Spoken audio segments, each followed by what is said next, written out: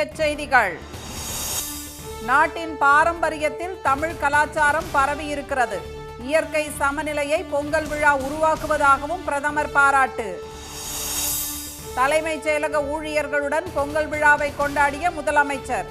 திராவிட model அரசு தொடர மக்கள் முடிவு செய்துவிட்டதாக திட்டவட்டம்.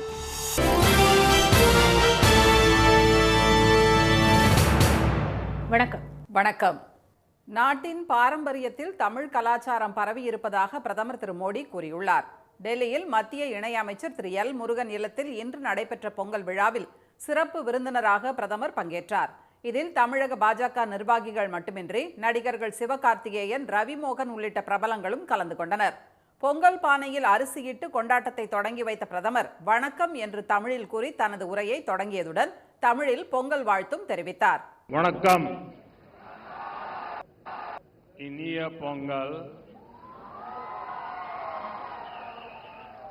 நல்வாழ்த்துக்கள்.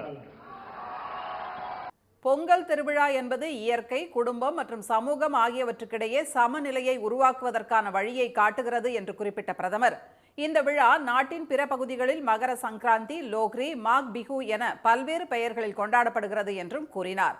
தமிழ் கலாச்சாரம் என்பது அனைத்து மனித குலத்துக்கும் பொதுவானது என்றும் அதன் அடித்தளமாக விவசாயிகள் இருப்பதாகவும் கூறிய அவர், பொங்கல் விழா உலகளாவிய விழாவாக மாறி வருகிறது என்றும் புகழாரம் சூட்டினார். हमारी तमिल संस्कृति पूरे भारत की साझी विरासत है. इतना ही नहीं, पूरी मानवता की ये साझी विरासत है. தமிழ்நாட்டில் உள்ள 1000 ஆண்டுகள் பழமையான கங்கை கொண்ட சோழபுரம் கோயிலில் தான் வழிபாடு செய்ததை சுட்டிக்காட்டிய திரு மோடி, பாம்பன் பாலம் திறப்பு விழாவுக்காக ராமேஸ்வரம் சென்றபோது தமிழ் வரலாற்றின் பெருமையை மீண்டும் ஒருமுறை ஆழமாக உணர்ந்ததாக குறிப்பிட்டார். இதையடுத்து பொங்கல் விழாவில் பிரதமர் முன்னிலையில் பல்வேறு கலை நிகழ்ச்சிகள் நடைபெற்றன. தமிழ்நாட்டில் ஆரோக்கிய அரசியலை முன்னெடுக்கும் திராவிட மாடல் அரசு தொடர மக்கள் முடிவு செய்துவிட்டதாக முதலமைச்சர் திரு மு க ஸ்டாலின் தெரிவித்துள்ளார்.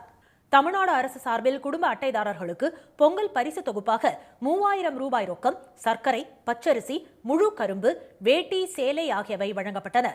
ஜனவரி 8ஆம் தேதி முதல் தமிழகம் முழுவதும் ரேஷன் கடைகளில் பொதுமக்கள் வரிசையில் நின்று பொங்கல் பரிசு தொகுப்பினை உற்சாகமாக வாங்கிச் சென்றனர். இந்நிலையில் சென்னை தலைமைச் செயலகத்தில் முதலமைச்சர் தலைமையில் சமத்துவ பொங்கல் விழா இன்று உற்சாகமாக கொண்டாடப்பட்டது. தலைமைச் செயலாளர் உள்ளிட்ட IAS அதிகாரிகள் மற்றும் தலைமைச் செயலக ஊழியர்கள் பாரம்பரிய உடை அணிந்து இந்த விழாவில் கலந்து கொண்டனர். பட்டு வேட்டி சட்டை அணிந்து பங்கேற்ற திரு ஸ்டாலின் ஊழியர்களுக்கு பொங்கல் பரிமாறி வாழ்த்து கூறினார்.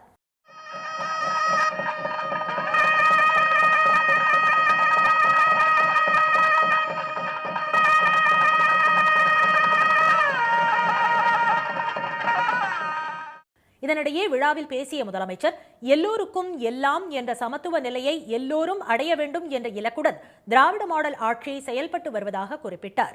இந்த மகிழ்ச்சி மக்களின் உள்ளங்களிலும் இல்லங்களிலும் பொங்கட்டும் என அனைவருக்கும் பொங்கல் நல்வாழ்த்துக்களை தெரிவித்துக் கொள்வதாகவும் அவர் கூறினார். தமிழ்நாட்டு மக்களுடைய தேவைகளை பூர்த்தி செய்வதற்காக தலைமை செயலகத்திலிருந்து நீங்கள் எல்லாம் நேரம் காலம் பார்க்காமல் உழைத்துக்கிட்டு இருக்கிறீங்க. அப்படிப்பட்ட உங்களோடு இந்த பொங்கலை கொண்டாடுவதில் நான் மிகுந்த மகிழ்ச்சி அடைகிறேன்.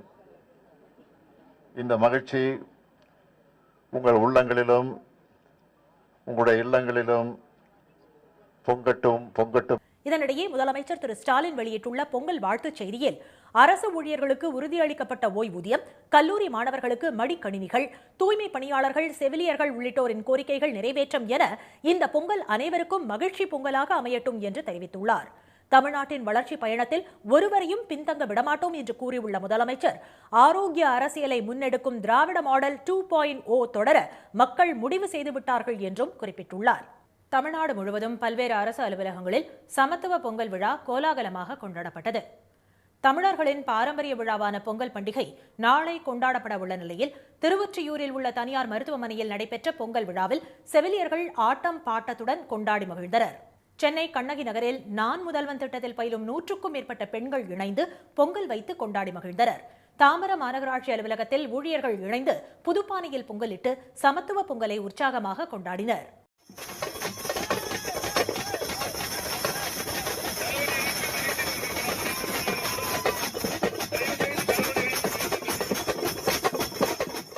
ராமநாதபுரம் நகராட்சி அலுவலகத்தில் சமத்துவ பொங்கல் விழா கோலாகலமாக கொண்டாடப்பட்டது. ராமநாதபுரம் மாவட்ட ஆட்சியர் அலுவலகத்தில் விமர்சையாக நடந்த விழாவில் ஆட்சியர் உரியடித்து மகிழ்ந்தார். கரூர் மாநகராட்சி அலுவலகத்தில் ஊழியர்கள் சமத்துவ பொங்கலிட்டு உற்சாகத்துடன் கொண்டாடினர். நாகை ஆண்டவர் செவிலியர் பயிற்சி கல்லூரியில் பொங்கல் விழா களை கட்டியது. அரியலூர் மாவட்டம் கங்கை கொண்ட சோழபுரம் பிரகதீஸ்வரர் ஆலயத்தில் சுற்றுலாத்துறை சார்பில் நடைபெற்ற சமத்துவ பொங்கல் விழாவில் இஸ்ரேல் நாட்டு சுற்றுலா பயணிகள் உற்சாகமாக கலந்து கொண்டனர். தேனி மாவட்டம் ஆண்டிப்பட்டி பேரூராட்சி அலுவலகத்தில் சமத்துவ பொங்கல் விழா விமர்சையாக கொண்டாடப்பட்டது. பொங்கல் வைத்து குலவையிட்ட பெண்கள் கும்மி அடித்து மகிழ்ச்சியை வெளிப்படுத்தினர். புதுச்சேரி காவல்துறையின் ஆயுதப்படை பிரிவு சார்பில் கோரிமேடு ஆயுதப்படை வளாகத்தில் நடைபெற்ற பொங்கல் விழாவில் அதிகாரிகள், காவலர்கள் குடும்பத்துடன் கலந்து கொண்டனர். பகுதி நேர ஆசிரியர்களின் ஊதியம் 15,000 ரூபாயாக உயர்த்தப்படுவதாக தமிழ்நாடு அரசு அறிவித்துள்ளது. சம வேலைக்கு சம ஊதியம் என்ற கோரிக்கையுடன் இடைநிலை பதிவு மூப்பு ஆசிரியர் சங்கத்தினரும் பணி நிரந்தரம், ஊதிய உயர்வு உள்ளிட்ட கோரிக்கைகளை வலியுறுத்தி பகுதி நேர ஆசிரியர்களும் கடந்த மாதம் 26ஆம் தேதி முதல் தொடர் போராட்டங்களில் ஈடுபட்டு வருகின்றனர். இந்நிலையில் போராட்டத்தில் ஈடுபட்ட ஆசிரியர்களுடன் பள்ளி கல்வித்துறை அமைச்சர் அன்பில் திரு மகேஷ் பொய்யாமொழி இன்று பேச்சுவார்த்தை நடத்தினார். பின்னர் செய்தியாளர்களிடம் பேசிய அவர் ஆசிரியர்களின் போராட்டம் முதலமைச்சருக்கு வேதனை அளிப்பதாக கூறினார். பகுதி நேர ஆசிரியர்களின் ஊதியம் 12,500 ரூபாயிலிருந்து 15,000 ரூபாயாக உயர்த்தப்படுவதாக கூறினார். கடந்த 12 ஆண்டுகளாக மே மாத ஊதியம் வழங்கப்படாத நிலையில் இனிமேல் மே மாதத்திற்கு 10,000 ரூபாய் ஊதியம் வழங்கப்படும் என்றும் திரு மகேஷ் பொய்யாமொழி தெரிவித்தார். ஆட்சி மாற்றம் ஏற்பட்ட பிறகு எப்படி 2,500 ரூபாயை நாம் உயர்த்தி அது 12,500ஆக அதை மாற்றினமோ, இப்பொழுது கூடுதலாக மீண்டும் ஒரு 2,500 ரூபாயை உயர்த்தி அதை 15,000 ரூபாயாக நாம் உயர்த்திட வேண்டும் என்கின்ற அந்த ஒரு முடிவை இன்றைக்கி நம்முடைய தமிழ்நாட்டுடைய முதலமைச்சர் அறிவித்திருக்கிறார்கள்.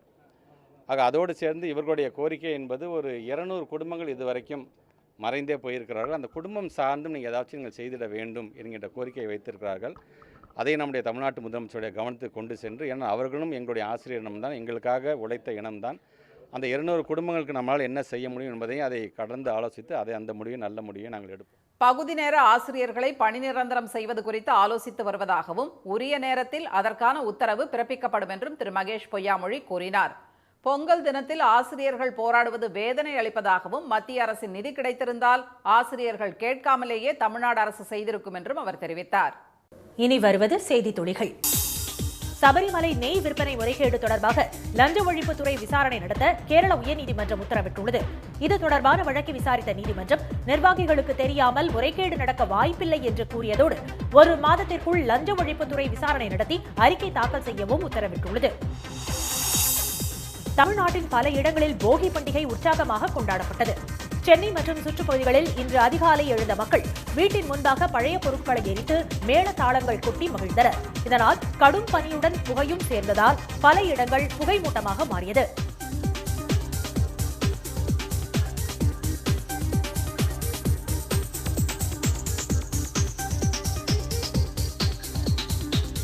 புகைமூட்டம் காரணமாக சென்னையில் இருந்து செல்லக்கூடிய 14 விமானங்கள் ரத்து செய்யப்பட்டன. 30க்கும் மேற்பட்ட விமானங்கள் தாமதமாகி சென்றன. 18 ஆண்டுகளுக்கு பிறகு சென்னையில் டபுள் டக்கர் பேருந்து ஓடத் தொடங்கியுள்ளது. அமெரிக்க வாழ் தமிழர்கள் மற்றும் அசோக் லேலாண்ட் சார்பில் முதலமைச்சரிடம் வழங்கிய டபுள் டக்கர் பேருந்து சுற்றுலாத்துறையிடம் ஒப்படைக்கப்பட்டது. திருவல்லிக்கேணியில் இருந்து மாமல்லபுரம் வரை சுற்றுலா பயணிகளை ஏற்றுக்கொண்டு சென்னை சாலைகளில் சென்ற அந்த பேருந்தை பலரும் வியப்பாக பார்த்தனர்.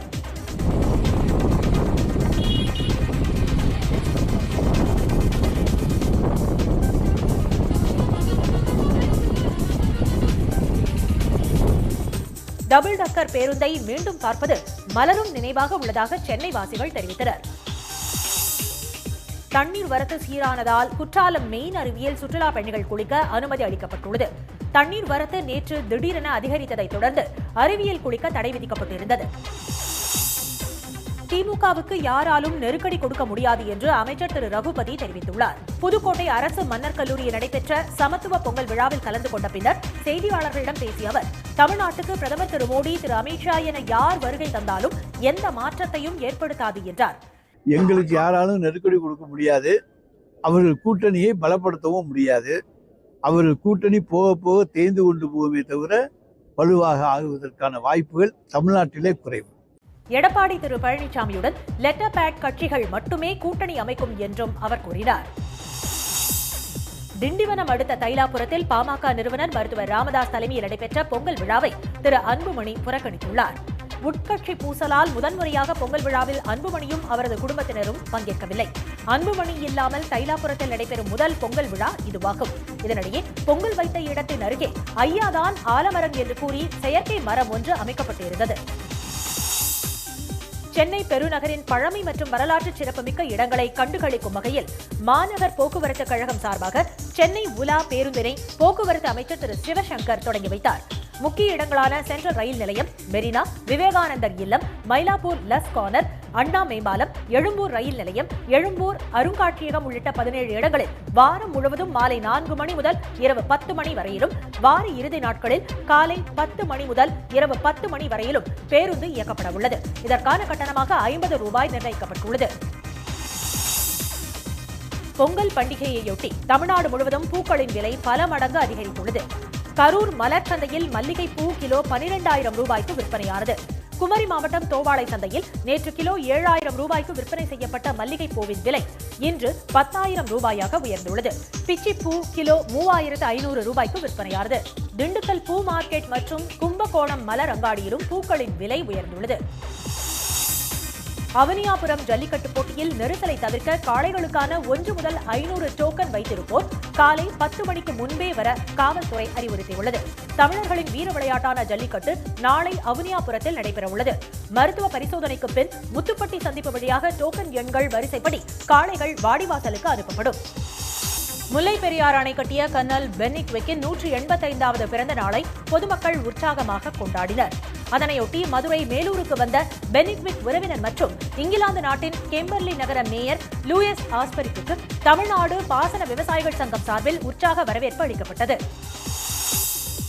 இன்றைய வர்த்தக முடிவில் மும்பை பங்குச்சந்தை குறியீட்டு எண் சென்செக்ஸ் 245 புள்ளிகள் சரிந்து 83,383 புள்ளிகளாக இருந்தது.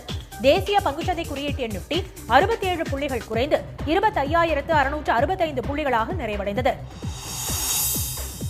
தங்கம் மற்றும் வெள்ளி விலை வரலாறு காணாத புதிய உச்சம் தொட்டுள்ளது. சென்னையில் இன்று ஆபரண தங்கத்தின் விலை சவரனுக்கு 880 ரூபாய் அதிகரித்து ஒரு சவரன் 1,06,240 ரூபாயாகவும், ஒரு கிராம் 13,280 ரூபாயாகவும் உள்ளது. வெள்ளி விலை கிராமுக்கு 15 ரூபாய் அதிகரித்து ஒரு கிராம் 307 ரூபாயாக உள்ளது. மீண்டும் இன்றைய முக்கிய செய்திகள். ஈரானில் போராட்டத்தில் ஈடுபட்டுள்ளவர்களை தூக்கிலிட்டால் கடும் விளைவுகளை சந்திக்க நேரிடும் என்று அந்நாட்டு அரசுக்கு அமெரிக்க அதிபர் டிரம்ப் எச்சரிக்கை விடுத்துள்ளார். தமிழ்நாட்டில் ஆரோக்கிய அரசியலை முன்னெடுக்கும் திராவிட மாடல் அரசு தொடர மக்கள் முடிவு செய்துவிட்டதாக முதலமைச்சர் ஸ்டாலின் தெரிவித்துள்ளார். தாய்லாந்தில் ரயில் மீது ராட்சத கிரேன் விழுந்த விபத்தில் 25 பேர் பலியாகினர். இத்துடன் இந்த செய்திகள் நிறைவடைந்தன. மீண்டும் சன் டிவியில் செய்திகள் காலை 7:30 மணிக்கு. செய்திகளை உடனுக்குடன் தெரிந்து கொள்ள QR கோடை ஸ்கேன் செய்து சன் நியூஸ் வாட்ஸ்அப் சேனலில் இணைந்திருங்கள். வணக்கம். வணக்கம். உடனுக்குடன் செய்திகளை தெரிந்து கொள்ள சன் நியூஸ் பெல் ஐகானை கிளிக் பண்ணுங்க.